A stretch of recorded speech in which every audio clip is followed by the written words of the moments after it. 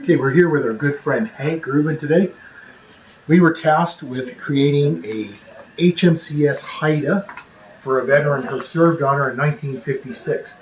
This was a mail-in request to Esprit de Corps magazine, who reached out to us. I reached out to Hank. So Hank will be the artist and creator to transform this HMCS Huron, which is the same class of ship, into a Haida. Circa this is a World War II version. It will have to be updated somewhat and configured to be the post-war version. Hank has taken on this task.